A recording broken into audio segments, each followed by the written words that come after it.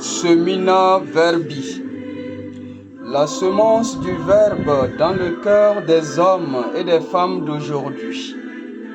Homélie du jeudi saint, année C, par l'abbé Christophe Larré, prêtre du clergé diocésain de Dapong au Togo.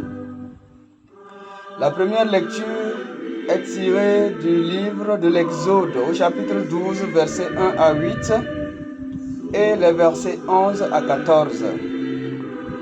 Le psaume 115. La deuxième lecture est tirée de la première lettre de Saint Paul, apôtre aux Corinthiens au chapitre 11, versets 23 à 26. L'évangile est tiré de Saint Jean, chapitre 13, versets 1 à 15.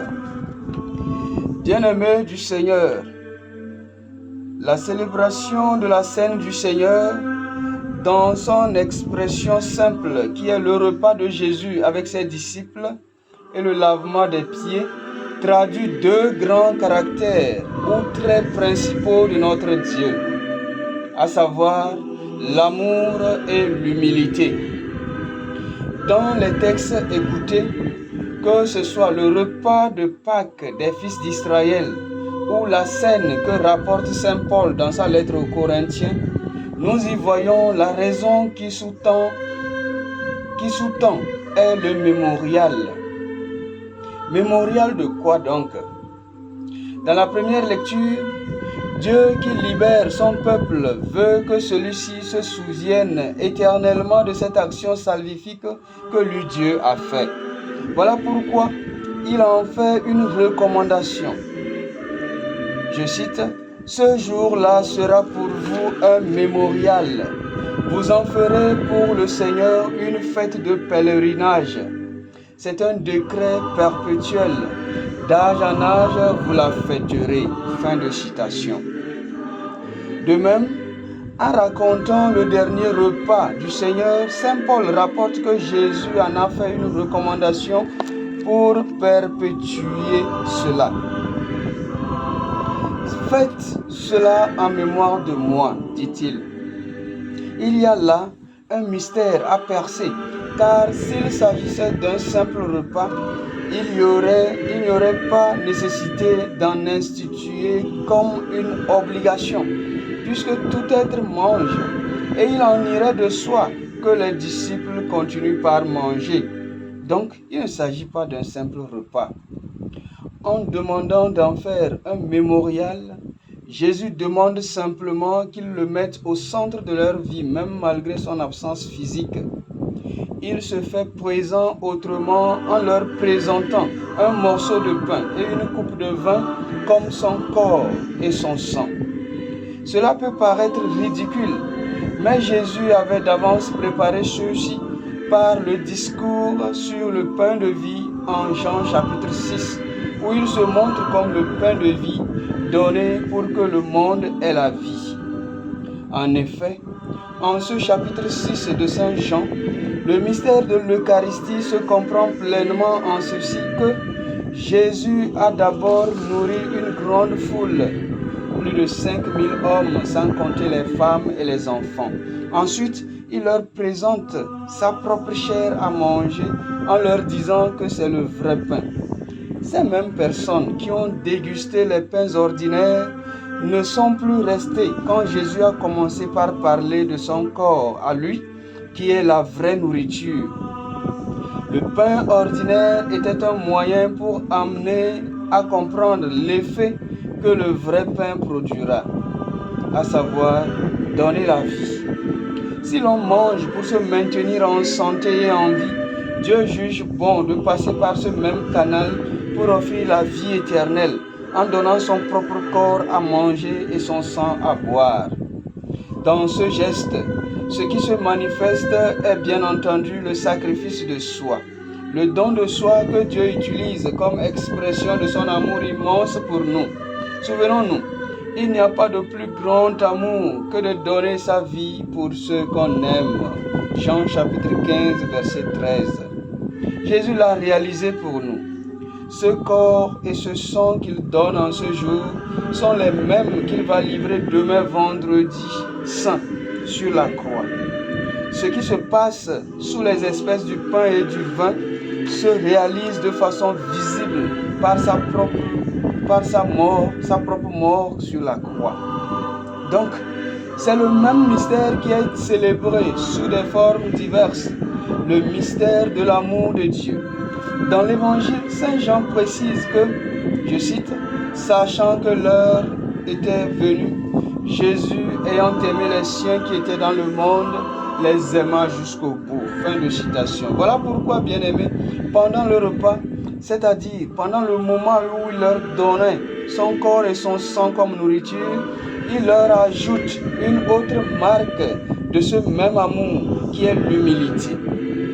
Sachant qu'il a laissé entre les mains des hommes les plus grands mystères de Dieu, à savoir que Dieu se livre comme pain et comme boisson, Jésus, dans sa grande sagesse, leur ajoute une dernière chose, l'humilité, pour qu'ils puissent se comprendre, s'aimer et vivre ensemble dans le respect des uns et des autres.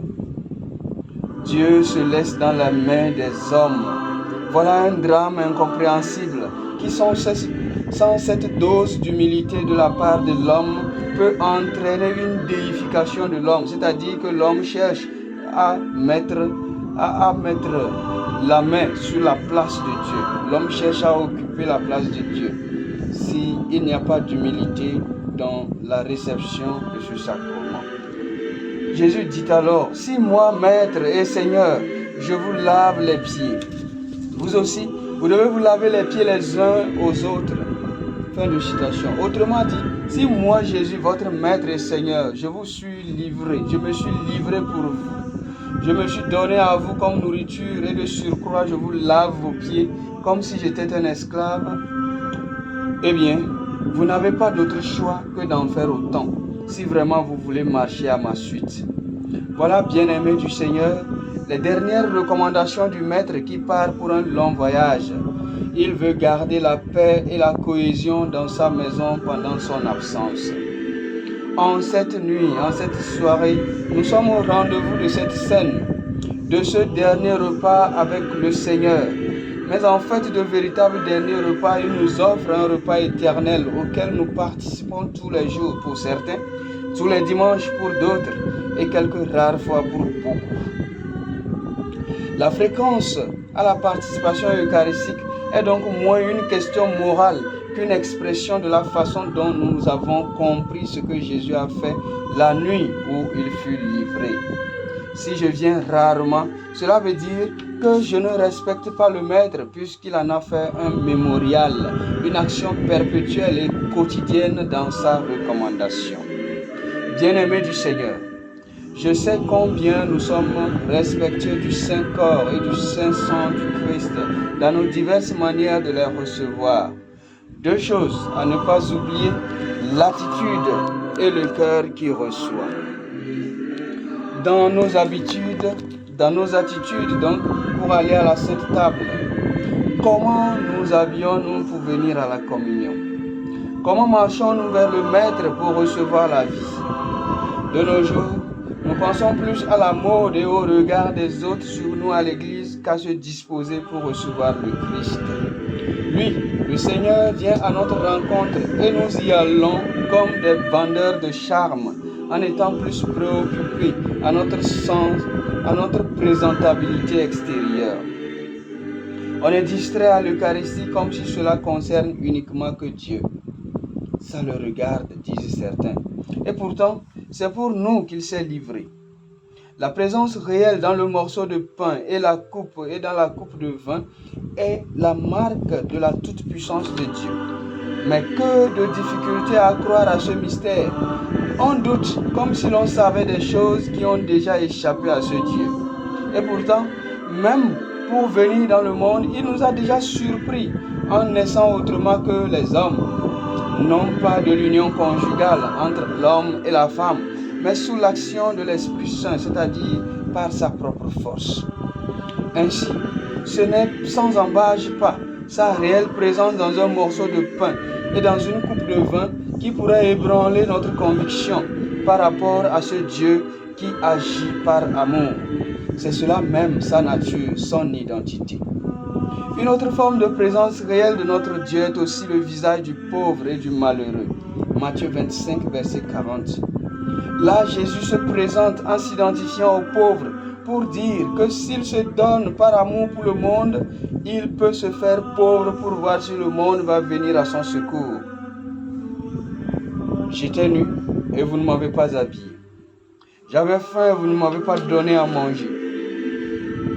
Pour finir notre méditation, je nous propose cette histoire que raconte Dom Helder Camara, archevêque de Olinda au Brésil, dans les années 1964, à propos de la profonde vénération que l'on peut avoir pour la Sainte Eucharistie en oubliant de voir le même Jésus dans le visage du malheureux ou du pauvre. Ainsi raconte-t-il. Donc, le père Dom Helder Camara raconte que des fidèles sont venus me voir, me chercher au comble du désespoir. Un voleur avait pénétré dans leur église et, sacrilège suprême, il avait fracturé la porte du tabernacle pour prendre le ciboire. En pleurant, les fidèles ont raconté comment ils avaient trouvé les hosties consacrées dans la boue et ils m'ont demandé de célébrer une messe de réparation. J'ai accepté bien sûr et pendant la messe, je leur ai dit: mes frères, mes sœurs, comme nous sommes aveugles, la découverte des hosties consacrées dans la boue nous a bouleversés. Mais le Christ dans la boue chez nous est un phénomène de tous les jours. Nous rencontrons Jésus-Christ tous les jours dans les taudis sous-humains. Réellement présent dans l'Eucharistie, le Christ connaît une autre présence réelle dans la misère humaine. Fin de citation. Nous sommes profondément touchés et affectés par la passion du Seigneur, ce qu'il a vécu, subi et souffert pour nous. Mais le sommes-nous autant lorsque des hommes, des femmes aujourd'hui subissent peu ou prou le même sort? Puissions-nous être attentifs encore à la passion de Jésus, venu sous multiples formes, dans la misère de l'homme, du pauvre, du malheureux, car c'est d'elle, de cette passion accueillie dans l'obéissance et avec grand amour, que se dégage le manifeste de la miséricorde divine pour l'homme. Pour comprendre ceci, il faut avoir un cœur humble, de la vraie humilité comme Jésus nous l'a enseigné par le geste du lavement des pieds, le service. Que cette Eucharistie nous y aide donc. Amen.